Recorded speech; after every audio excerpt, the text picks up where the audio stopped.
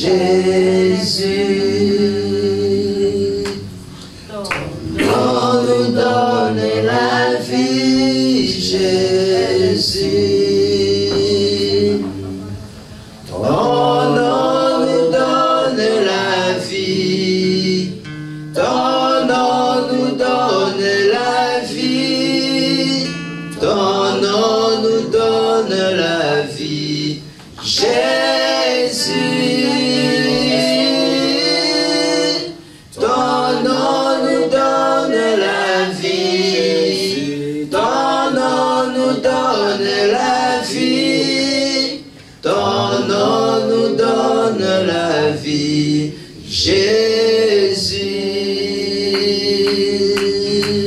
Ton nom nous donne la paix, Jésus.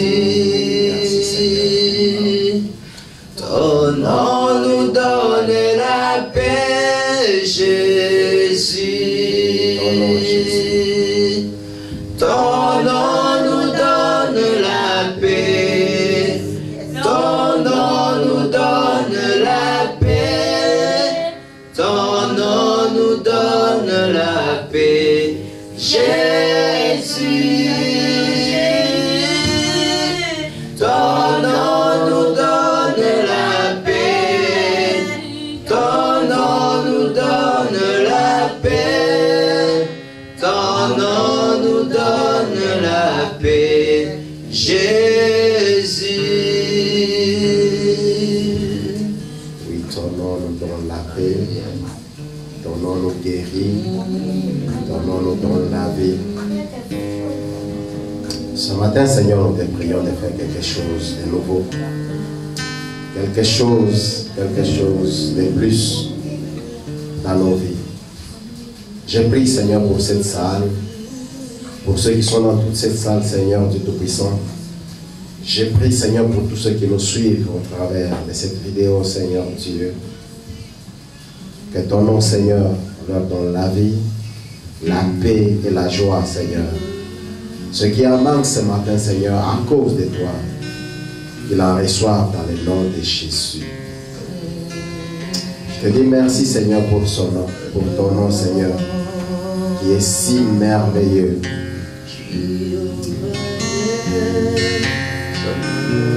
Merci, Seigneur. Jéhovah est son nom. Oui, ton nom c'est Jéhovah. Jéhovah est ton nom. Seul est ton nom, Jéhovah. Jéhovah est son nom. Laisse-moi t'appeler Jéhovah. Adonai est son Toi, nom. mon maître, je t'appelle Adonai. Adonai est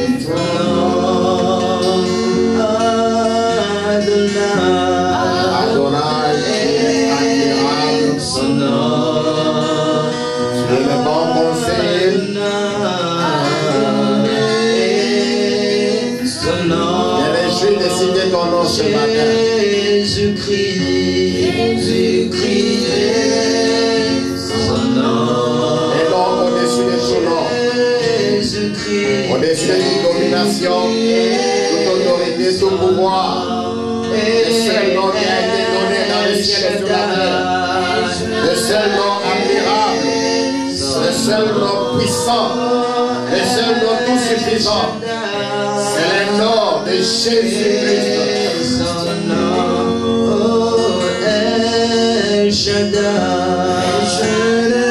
Yes, tu es tout puissant. El Shaddai. El Shaddai. El Shaddai. Oh, Emmanuel. Merci parce que tu n'es pas absent. Tu es avec nous et parmi nous. Nous t'appelons Emmanuel. Son nom,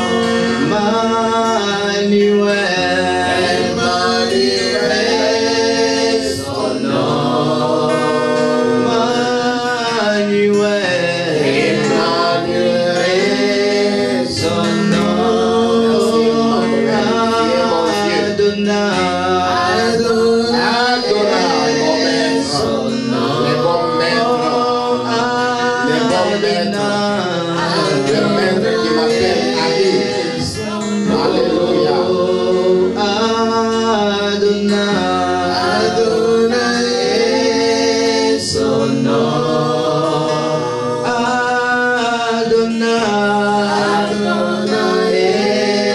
son nom. Puissant guerrier, fort dans les combats. Adonai, son nom. puissant guerrier, fort dans les combats. Adonai, son nom. Oh, puissant guerrier, fort dans les combats. El Shaddai est ton nom. Oh, puissant guerrier, fort dans les combats. El Shaddai est ton nom.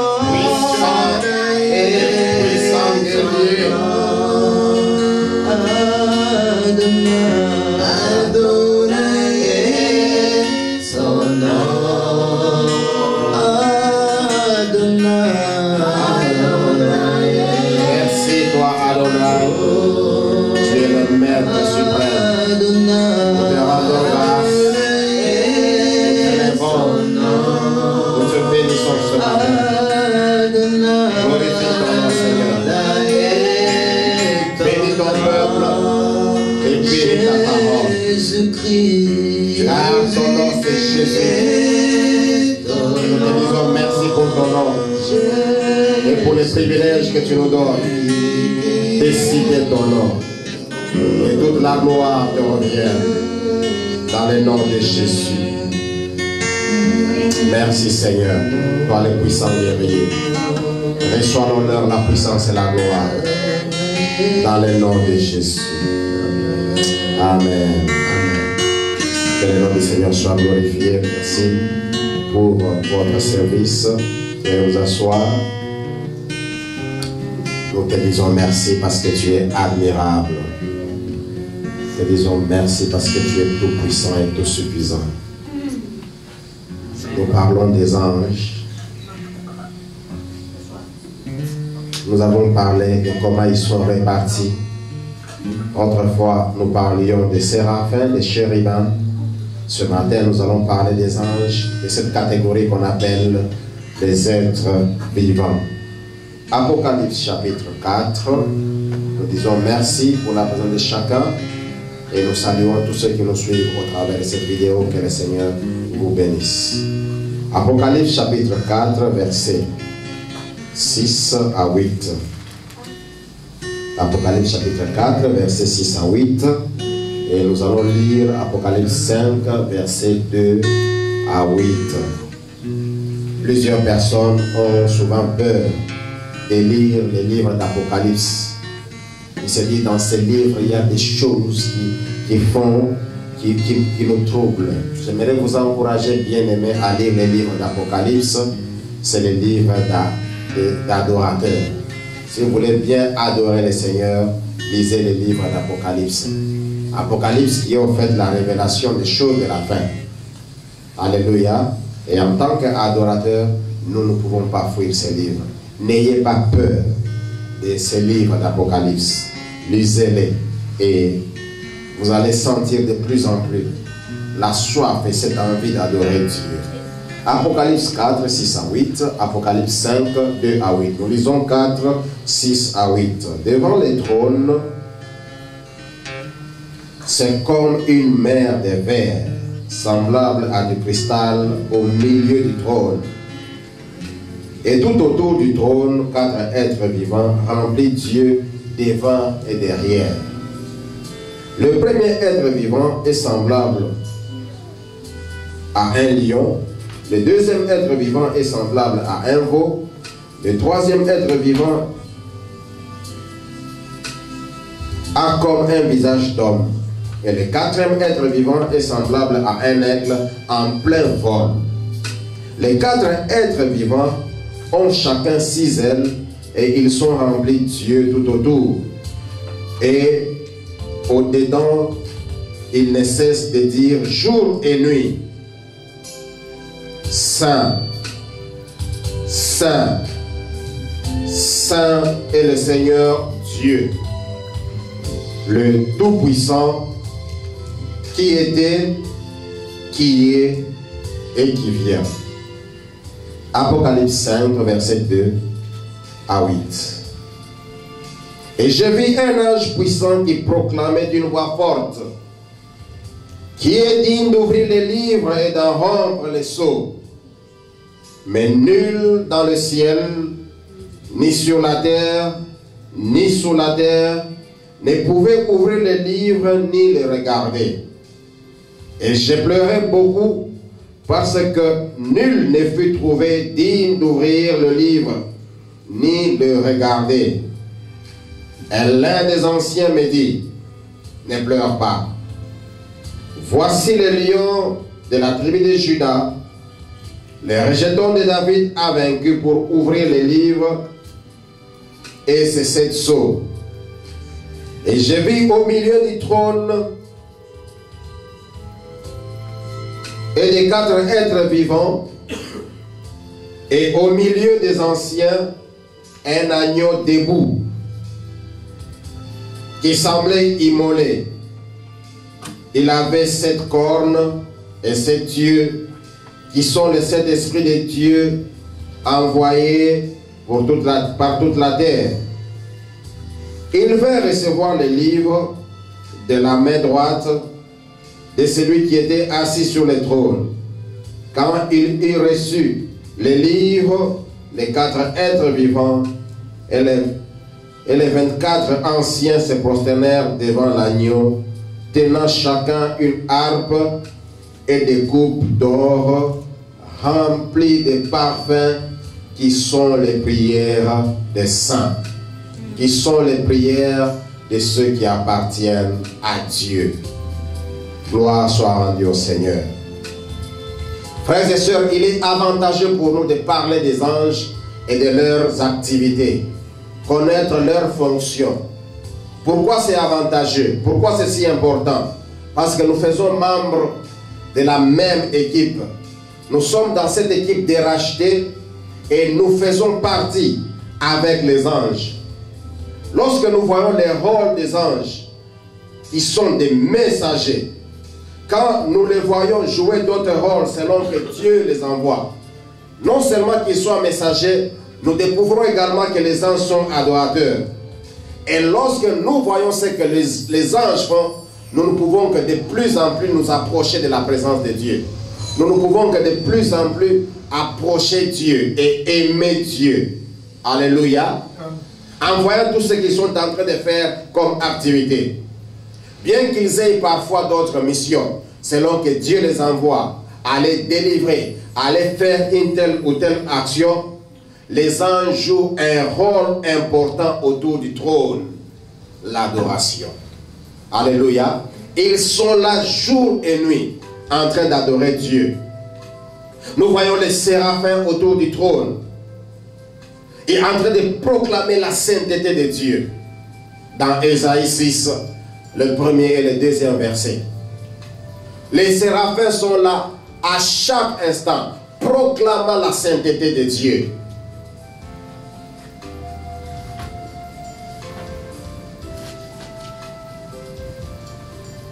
Il proclame qu'il est saint. Il voit ce Dieu grand, ce Dieu complet. Et il ne cesse jour et nuit de proclamer la sainteté. Et lorsqu'ils disent que tu es saint, ils reconnaissent qu'il est puissant. Ils reconnaissent qu'il est suffisant. Ils reconnaissent qu'il est grand. Ils reconnaissent qu'il est éternel. Ils reconnaissent qu'il est amour. Ils reconnaissent qu'il est miséricordieux. Ils reconnaissent la grandeur de Dieu, la force de Dieu. Ils reconnaissent que Dieu est Dieu. Voilà pourquoi, au lieu de séparer les mots, dire à un instant que tu es amour, dire à un autre instant que tu es admirable, dire à un autre instant, cela se renferme dans ce qu'ils disent, tu es saint, tu es saint, tu es saint. La sainteté de Dieu, c'est ce que Dieu est et c'est ce que Dieu a. Et les séraphins sont là tous les jours en train de proclamer. Nous voyons également les chérubins, nous les avons vus dans Genèse 3, versets 23 à 25, en train de protéger l'arbre de vie. Lorsque l'homme a choisi, n'oublions jamais que Dieu nous a créés avec le libre choix. Nous n'avons pas affaire à un Dieu tyran. Nous n'avons pas affaire à un Dieu démocrate. Nous n'avons pas affaire à un Dieu dictateur. Nous avons affaire à un Dieu souverain. Et dans cette souveraineté, il nous laisse libres de choisir. Il a dit, voici, au milieu du jardin, il y avait l'arbre de la connaissance du bien et du mal. Il y avait aussi l'arbre de vie. Mais l'homme avait choisi l'arbre de la connaissance du bien et du mal. Et voilà tout ce qui est arrivé. La mort est venue, la maladie est venue, la souffrance est venue par tout cela. Et parce que l'homme avait fait son choix, qui est le mauvais, alors qu'il y avait aussi l'arbre de vie, Dieu a envoyé les chérubins pour aller protéger l'arbre de vie. Parce que les hommes ne devraient pas au même moment manger l'arbre de la connaissance du bien et du mal et au même moment manger l'arbre de vie. Et les séraphins sont venus pour protéger. Ces anges qui sont incorruptibles. Et l'homme ne pouvait que quitter le jardin. Nous les voyons également, malgré tout ce qu'ils font comme rôle, nous les voyons également en train de mener cette activité éternelle, l'adoration. Bien-aimés dans le Seigneur, c'est ça l'activité éternelle que nous mènerons. Au ciel, nous n'allons plus prêcher. Au ciel, nous n'allons plus nous exhorter. Au ciel, nous n'allons plus nous donner des affermissements. Au ciel, nous n'allons plus faire des suivis. Mais au ciel, nous aurons cette activité éternelle, adorer Dieu, proclamer qu'il est saint pour l'éternité. Alléluia. Voilà pourquoi nous devons, Église, nous exercer à faire cette activité déjà sur cette terre. Et j'aimerais que l'Église ouvre les yeux et se connecte au travail avec les anges pour amener la présence de Dieu sur la terre. Jésus a dit, lorsque vous priez, dites que ton règne vienne. Voilà pourquoi lorsque nous sommes connectés avec les anges, lorsque nous nous mettons ensemble, nous travaillons ensemble, nous amenons la présence de Dieu sur la terre. Nous amenons la présence de Dieu dans nos cultes, nous amenons la présence de Dieu dans nos familles, nous amenons la présence de Dieu dans nos services. Et cela se passe dans cette activité que les anges mènent, à laquelle nous devons nous joindre, l'adoration. Mais bien aimé, à l'adoration attire la présence de Dieu. Voilà pourquoi une servante du Seigneur a dit, louez jusqu'à ce que vienne l'esprit d'adoration. Adorez jusqu'à ce que descende la gloire, puis maintenez-vous dans la gloire. Nous ne pouvons pas voir la gloire de Dieu si nous ne savons pas adorer Dieu. La gloire de Dieu vient, la gloire qu'on appelle Shekinah, elle vient dans l'adoration. Et en dehors des séraphins, en dehors des chérubins, nous avons une autre catégorie dont nous parlons ce matin, les êtres vivants. Les êtres vivants sont, nous les appelons du grec, Zoa. Zoa qui signifie tout simplement être vivant. Sont une catégorie d'anges semblables aux chérubins. Ils ont un corps, ils ont des yeux, des faces et d'arrière. Alléluia. Quelle belle créature avec les yeux partout. Ici des yeux. Et là-bas des yeux. Alléluia. Quelle beauté. Aujourd'hui, si nous voyons avec 4 yeux seulement, maman Delphine a bien dit. Alléluia. Mais voici comment sont représentées ces créatures. Elles ont des yeux partout. La Bible dit devant et derrière. Alléluia. Elles ont des yeux partout. Quelle beauté. Les êtres vivants sont également semblables aux séraphins. Non seulement ils ont un corps, ils ont des yeux partout, ils ont aussi des ailes. Les séraphins sont au-dessus du trône. C'est la manière dont ils sont répartis. Les séraphins sont au-dessus du trône. Les chérubins sont au-dessous du trône. Le trône est là au centre. Au-dessus, il y a les séraphins. Au-dessous du trône, il y a les chérubins. Au milieu du trône et autour du trône, il y a cela que nous appelons les êtres vivants. Les êtres vivants sont autour du trône.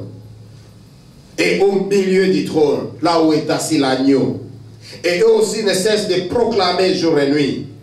Ils ne cessent de chanter et proclamer ce cantique que nous voyons dans Apocalypse, verset 4, chapitre 4, le verset 8. La Bible dit, quand il eut reçu les livres, les 4 êtres vivants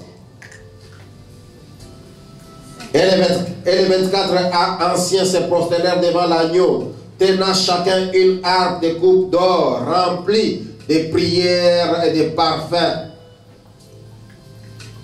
qui sont les prières, remplies de parfums qui sont les prières des saints. Alléluia. Et ils sont là en train de proclamer également la sainteté de Dieu. Ils proclament sa sainteté au milieu du trône et autour du trône. Gloire soit rendue à Dieu. Et dans Apocalypse 5 que nous avons lu, voici le scénario. Le scénario se centralise autour de cette voix de l'ange qui a crié, qui est digne d'ouvrir le livre et d'en rompre les sceaux. Jean dit, personne ne fut trouvé digne. Et j'aimerais ce que les autres prédicateurs disent. Que chacun, après avoir expérimenté, c'est pas le passage sur la terre, après avoir connu tout ce qu'il a connu, des gens que nous admirons, les Gédéon, les David, les Job, les Moïse et les autres, lorsqu'ils ont été consultés, personne n'a été trouvé digne. Chacun en voyant les souvenirs qu'il a connus. Quand Moïse pouvait se souvenir de ce qui s'est passé dans le désert, dans la maison de Pharaon, avec son peuple qui s'est détourné, quand Moïse pouvait se poser encore la question de savoir ce qui s'est passé avec les peuples qui se sont détournés pour adorer les veaux d'or, alors que lui était entré dans la présence de Dieu, recevant les commandements, et Moïse n'a pas été trouvé digne, parce que Moïse s'est dit, je ne rentrerai pas accomplir cette mission. C'est une mission difficile. Qui est digne d'ouvrir les livres et d'en rompre les sceaux?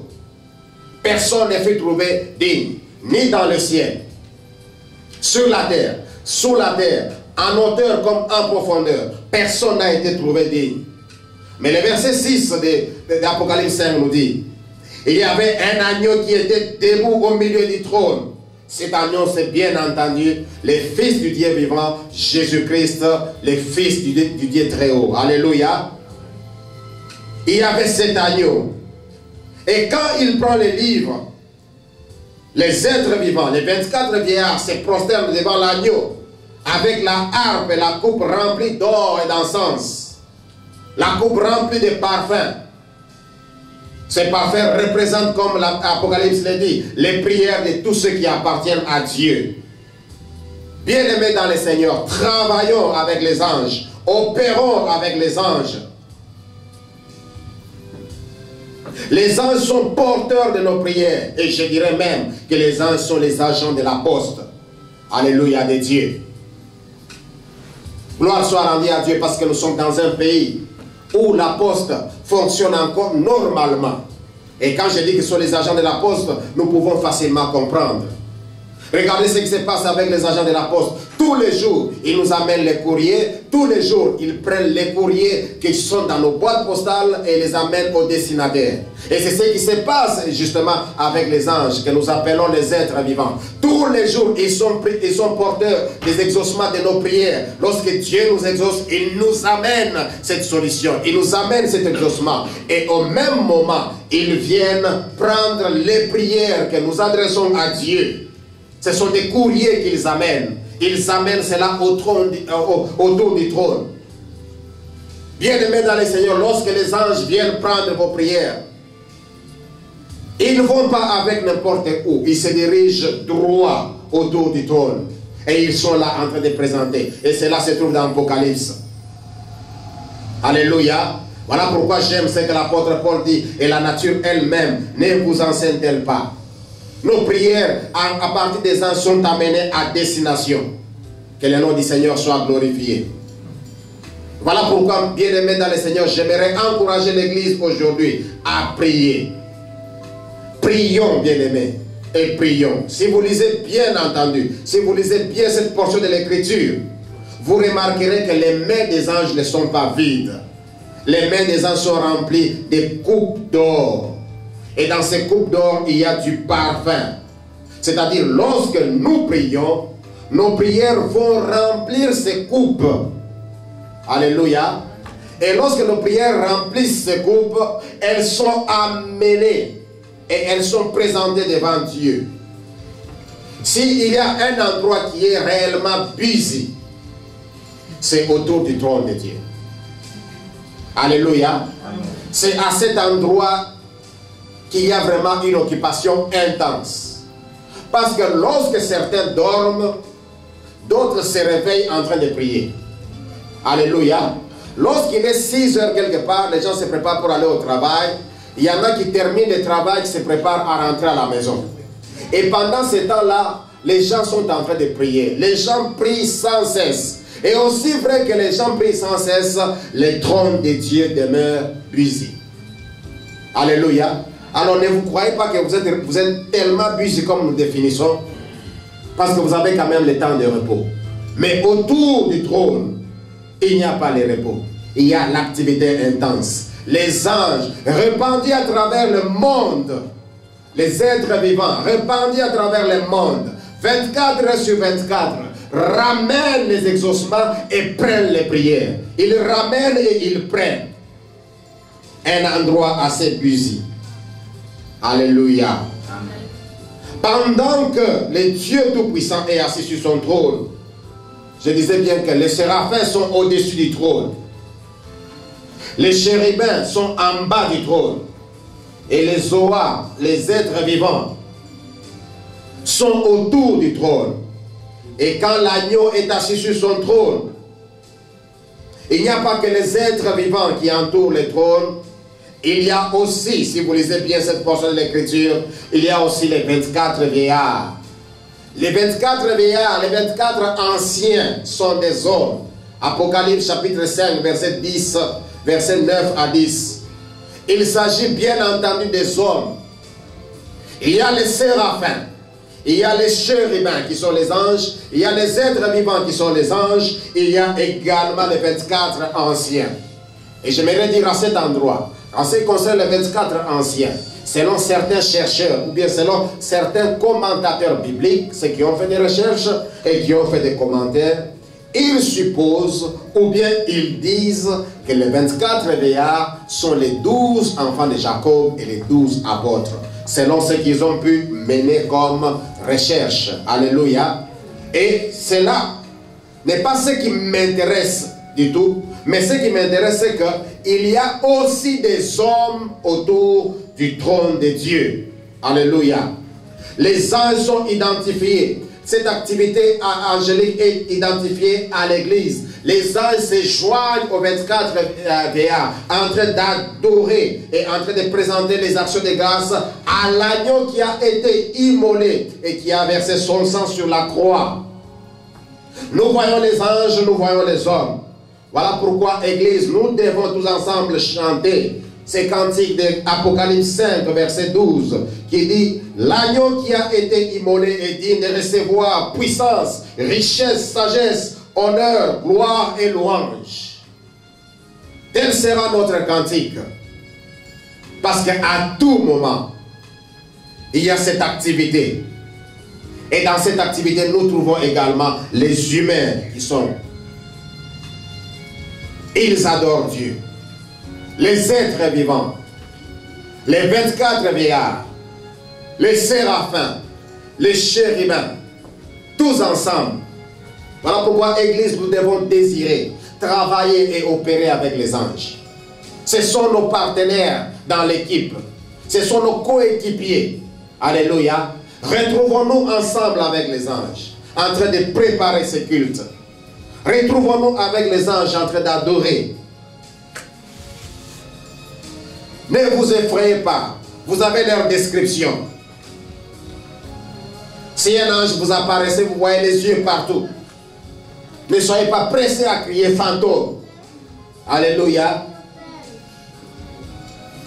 Gardez d'abord silence. C'est vrai que c'est une créature étrange.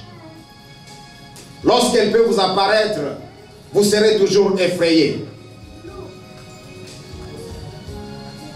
Mais quand un ange vous apparaît, c'est pour une mission spéciale parce que Dieu l'a envoyé.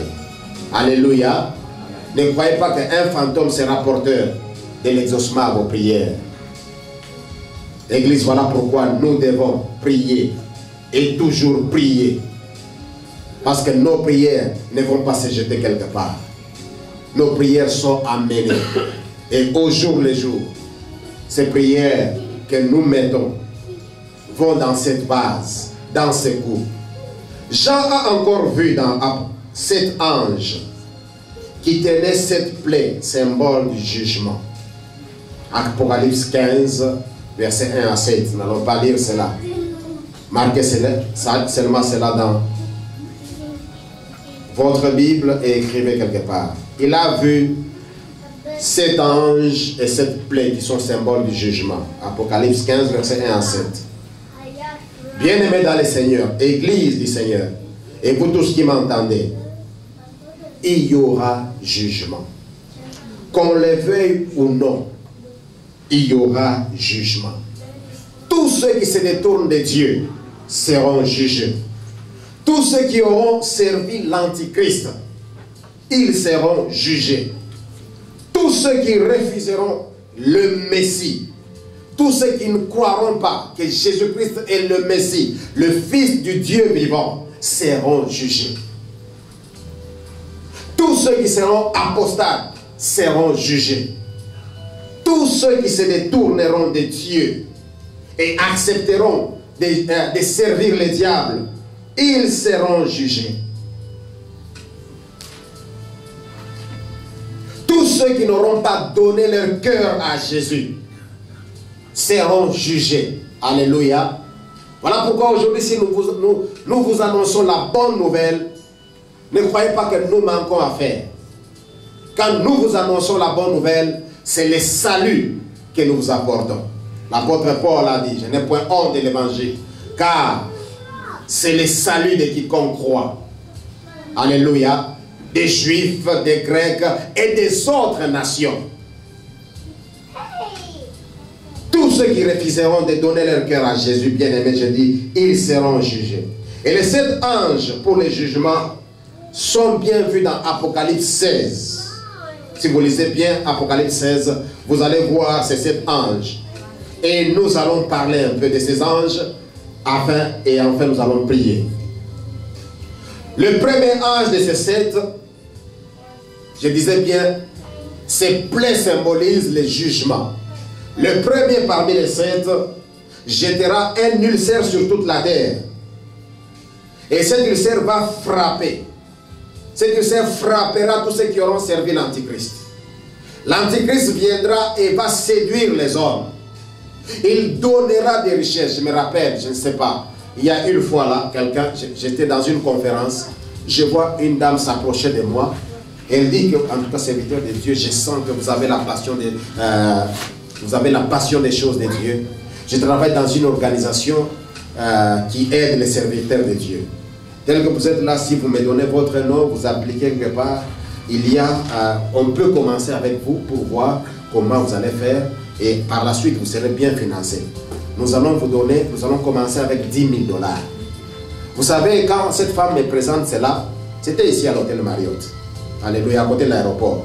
Quand elle me parle, elle ne savait pas qu'à celui qu'elle parlait, ce monsieur n'avait même pas $1 dans son compte. Alléluia. Alors que je n'avais rien, on me présente qu'on va me donner du coup, dans moins d'une semaine, si j'ai fait seulement l'application, eh bien on va me donner 10 000 $ pour commencer l'œuvre de Dieu. Je dis merci beaucoup madame. Alléluia. Merci beaucoup. Et il me dit si on se voit demain, on va encore parler. Et il me regarde, elle fait un peu ça. Je sens la présence de Dieu sur toi. J'ai dit tu ne te trompes pas, Dieu est avec moi. Alléluia. Ce n'est pas ce que tu sens qui compte. Alléluia. Mais je sais moi-même qu'il est avec moi. Il s'appelle Emmanuel. Il s'appelle Jéhovah Shammah. Il est avec moi. Sa présence est avec moi. Alléluia. Et je marche dans cette assurance. Le premier ange bien-aimé dans le Seigneur viendra jeter cet ulcère. Tous ceux qui auront servi l'Antichrist seront frappés par cet ulcère et ils vont mourir. Apocalypse 16, verset 2. Il y aura jugement. Et le deuxième ange viendra verser dans la mer, dans Apocalypse 16, verset 3. Le deuxième ange parmi les 7, il viendra jeter dans la mer sa coupe. Et lorsque cet ange va jeter dans la mer sa coupe, toutes les eaux de mer vont se transformer en sang. Et quiconque va prendre de ce sang mourra. Alléluia. Vous verrez que toutes les mers seront rouges. L'eau se transforme en sang. Ça, c'est le jugement dernier. Le troisième ange viendra aussi avec sa coupe, parce que les gens diront, voilà, comme l'eau des mers est remplie de sang, fuyons, courons, allons vers les eaux du fleuve, allons vers le Mississippi. Nous allons prendre du moins de cette eau. Le troisième ange, pendant ce temps, dans Apocalypse 4, 16, verset 4, il va jeter aussi les eaux dans les fleuves. Tous les fleuves également, les eaux du fleuve seront transformées en sang. Et quiconque prendra de ce sang va mourir. Vous savez, le seul sang qu'il faut prendre, c'est le sang de l'agneau. Voilà pourquoi nous devons préparer tout